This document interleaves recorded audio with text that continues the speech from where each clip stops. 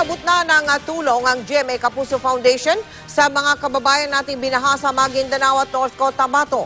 Pinag-aaralan naman ng mga lokal na pamahalaan sa ARMM at mga karatig lalawigan nito kung paano sosolusyonan ang matinding pagbaha doon. Mula Cotabato City, nakatutok si Emil Sumangi. Sa barangay Damalasak, Pagalungan, Maguindanao, patay ang dalawang magkapatid makaraang malunod sa Rio Grande de Mindanao. Naglalaro raw sa ilog ang tatlong gulang na si Al-Shahin Sumagka nang tangayin siya ng malakas na agos. Tinangkaraw isalba ang bata ng kanyang ate na si Norjaline pero maging siya itinangay ng tubig. Natagpuan ang bangkay ng mga biktima isang oras ang makalipas. Gumuho naman ang lupa at nagkaroon ng landslide sa bulubunduking barangay ng Ganasi sa UP Maguindanao nitong Lunes. Nasira rin ang mga kalsada at nagbagsakan ng mga poste ng kuryente.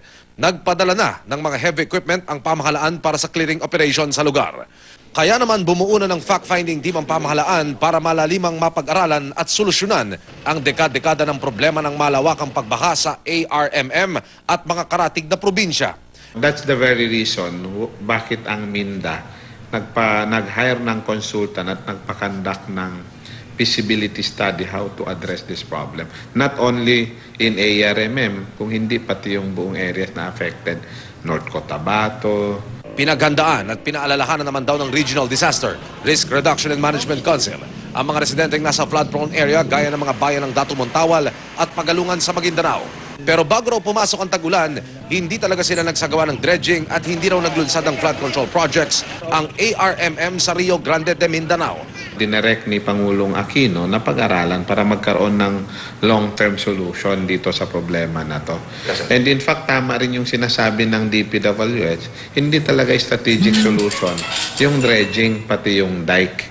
Kasi nga, ang problema mo rito, hindi lang area na yan yung source na pinanggalingan talaga. Kanina, pinasok ng GMA Kapuso Foundation para pamahagian ng relief goods ang higit sa 300 pamilyang binaha sa Pagalungan at Datu Montawal. Nagpakain din ng lugaw sa evacuees na nasa tabing kalsada. Pati ang may 600 pamilya sa North Cotabato na bigyan din ng relief goods. Hindi pa nakakabalik ang ilan sa ating mga kababayan sa kanilang mga tirahan dahil hindi pa ganap na humuhupa ang baha. Mula rito sa Cotabato City, Emil Sumangil, nakatutok, 24 oras. Sa patuloy na pamimigay ng tulong ng GMA Kapuso Foundation, umabot na po sa 600 pamilyang nabigyan ng tulong sa Pagalungan at Datu Montawal at 600 naman din sa North Cotabato.